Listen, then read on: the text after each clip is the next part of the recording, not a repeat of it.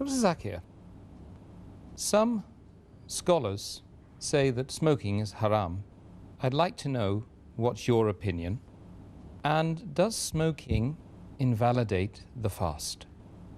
As far as smoking is concerned, several years before, when science hadn't advanced that far, most of the scholars used to say that smoking is makruh. Based on the Hadith of Muhammad, which is mentioned in Sahih Bukhari, volume number 1, in the Book of Adhan, Hadith number 855, where the Prophet said that anyone who eats garlic or onion, they should stay away from us and stay away from the mosque. Prophet said that, don't come to the mosque after having garlic or onion because there's bad breath. When you are smoking, the breath is worse than onion or garlic. So based on this hadith, therefore garlic and onion doesn't become haram, it was makruh. So based on this hadith, scholars give the fatwa that smoking is makruh. But now, after science has advanced, we have come to know that smoking is nothing but it's a slow poisoning.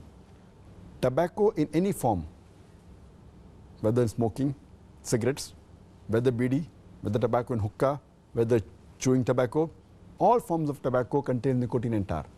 And we know it's nothing but slow poisoning. That is the reason most of the non-Muslims also, they agree that smoking is haram. Not only the Muslim world, even the non-Muslims. That's the reason they put a statutory warning on the cigarette packs. They put a statutory warning saying cigarette smoking is injurious to health. Or in some countries, it mentioned general surgeon's warning or surgeon general's warning. Smoking is injurious to health. And anyone gives the ad, whether in newspaper, in the magazine or television, it is compulsory that they have to highlight the statement, smoking is injurious to health.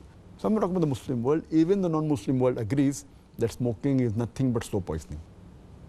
And today, according to statistics, the World Health Organization says that every year more than 4 million people die only because of smoking. And if you count the other forms of tobacco, it will be much more. And today medical science tells us, and even I had learned when I was doing my medicine in the medical college, that more than 90% of the lung cancer deaths are only due to smoking, whether cigarette or bedi or whatever it is. 25% of the cardiovascular deaths are only because of smoking. 70 to 75% of bronchitis and related deaths are only because of smoking. Smoking is nothing but slow poisoning. It blackens your lips, blackens your gums, your fingertips, it damages your lips, it damages your esophagus, it damages your stomach, and it can cause constipation, it can cause loss of appetite, it can cause loss of libido, your sexual power gets suppressed, it can cause immunity to the drugs you take, and it reduces the defense of your body. And you can only give a talk on why smoking is haram, and I've given a talk on dietary laws in Islam, and I've covered this topic in detail. Time doesn't permit me here. But based on all these various research, there are today more than 400 fatwas. The majority of the scholars, they agree that smoking is haram, and all form of tobacco is haram. There may be certain scholars of certain countries, including this country where I come from, India, they say it is makhrooh yet. But most of the scholars, otherwise, throughout the world, majority of them, they agree that smoking is haram. Allah says in the Quran, in Surah Araf, chapter number 7, verse number 157, that you follow the prophet, the unlettered prophet who's mentioned in your law and scriptures. And further it says that this prophet asks you to do things which are good for you, tayyib for you. So take what he gives it to you, what is lawful and good. And he prohibits things which are khabith, things which are unlawful, things which are bad for you. So what a prophet gives, what he gives you which is good, take, and he prohibits you things which are khabith, unlawful, you have to abstain from it. This is the law. And Allah says in the Quran, in Surah Baqarah, chapter number 2, verse number 195, make not your own hands the cause of your own destruction, indicating that do not kill your own self. Because smoking is nothing but slow poisoning, it comes under this category, something like suicide. Slow poisoning, every puff you take, you reduce your life. So based on this, there are more than 400 fatwas saying that smoking is haram. And furthermore, this is one of the major reasons why it's haram. Furthermore, Allah says in the Quran, in Surah Araf, chapter number 7, verse number 31, eat and drink, but do not be extravagant. Allah says in Surah Isra, chapter number 17, verse number 27, that do not be extravagant, do not be a spendthrift. For verily, a person who is a spendthrift is a brother of the Satan, is a brother of the devil. And we know that when we smoke, it's nothing but extravagance. It's nothing but taking a pound note or a few pounds, or taking a dollar note, the green dollar bill, or a pound, and lighting up with fire.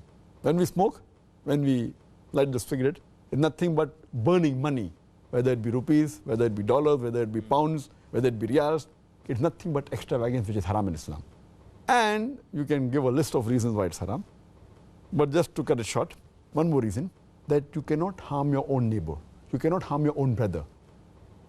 And in smoking, when you exhale out the smoke, it causes more damage to your neighbor. Passive smoking is more dangerous than active smoking.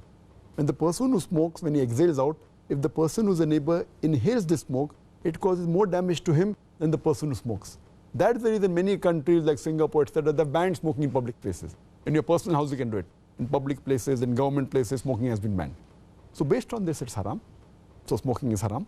As far as the second part of the question is concerned, that does smoking invalidate the fast? Normally when a person smokes, the smoke goes into the lung, but there are some other particles also that go into the stomach. So when we smoke, besides the smoke going into the lungs, it also goes into the stomach, and there are some particles, there are some residual things. So all those scholars unanimously agree that smoking does break the fast. It invalidates the fast. So when you are smoking, besides a person breaking the fast, he's even doing a sin, and that reduces the reward. And many people who are chain smokers, they don't smoke during fasting, but the moment the fast ends, after iftar, they take puffs and they keep on smoking the full night. And astaghfirullah, this again defeats the purpose of fasting, increasing a taqwa. And if a person can abstain from dawn to dusk, from the beginning of dawn to sunset, very well he can abstain from smoking from the cradle to the grave. So it's my advice, the chain smoker, Ramadan is a very good time where they can really stop smoking, and that will be a permanent part in their life, inshallah, for the future.